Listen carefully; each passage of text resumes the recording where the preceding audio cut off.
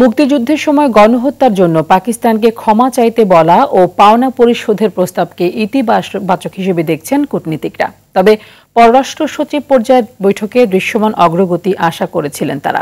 সাবেক রাষ্ট্রদূত মাহমুদুজ্জামানের আশা, দেশটির পররাষ্ট্রমন্ত্রীর আসন্ন সফরে এসব বিষয়ে অগ্রগতি হবে। সাবেক রাষ্ট্রদূত হুমায়ুন কবির বলেন, অমীমাংসিত বিষয়গুলোর দ্রুত সমাধান দরকার। সাকিবুর রহমান জানাচ্ছেন বিস্তারিত।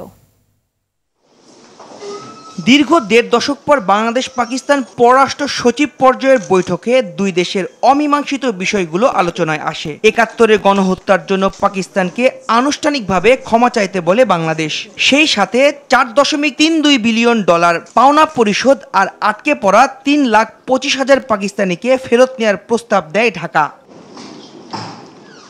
সাবেক রাষ্ট্রদূত মাহবুবুজ্জামান বলেন, ঢাকার প্রস্তাব ইতিবাচক, তবে বৈঠকে দৃশ্যমান অগ্রগতি থাকা উচিত ছিল।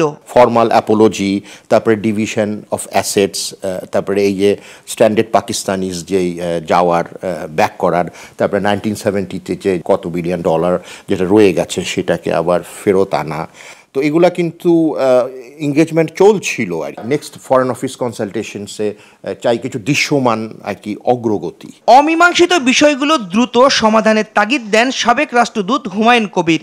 আমাদের দাবিটা অযৌক্তিক যদি হতো তাহলে সেটা তারা গ্রহণ না করতে, এটা তো খুব যৌক্তিক দাবি। তো ঠিক আছে, তারা সেটা ইতিবাচকভাবে বিবেচনা করবে, এটাকে আমি তো নেতিবাচক কিছু দেখছি না। বরঞ্চ আমি আশা করি যে ভবিষ্যতে তারা যদি একটা সত্যি শক্তিশালী সম্পর্ক করতে চায়, তাহলে এই যে প্রশ্নগুলো অমীমাংসিত আছে এগুলো সমাধান করে সামনের দিকে গেলে বরঞ্চ ফাউন্ডেশনটা স্ট্রং হবে। ঢাকা ইসলামাবাদ সরাসরি ফ্লাইট চালু ও বাণিজ্য সম্প্রসারণের উদ্যোগ নেওয়ার পরামর্শ এই বিশেষজ্ঞের। ফ্লাইট অপারেট করবে, ওটা পারমিশন দেওয়া হয়েছে এবং শীঘ্রই হয়তো এটা শুরু হতে যাচ্ছে। জাহাজ চলাচলের যে সুবিধাটা, সার্ক যে ফোরামটা, এটা মানে একটু রিভাইভ করা দরকার। মানে এটা একটা অনেক পোটেনশিয়াল বা প্রমিস আছে, একটা কানেক্টিভিটির উপরে একটা পজিটিভ একটা ইম্প্যাক্ট তো করবেই। পৃথিবীর অনেক দেশই তার অতীত নৃশংসতার জন্য ক্ষমা চেয়েছে। পাকিস্তানেরও বাংলাদেশের কাছে আনুষ্ঠানিকভাবে ক্ষমা চাওয়া উচিত বলে মত এই দুই বিশেষজ্ঞের।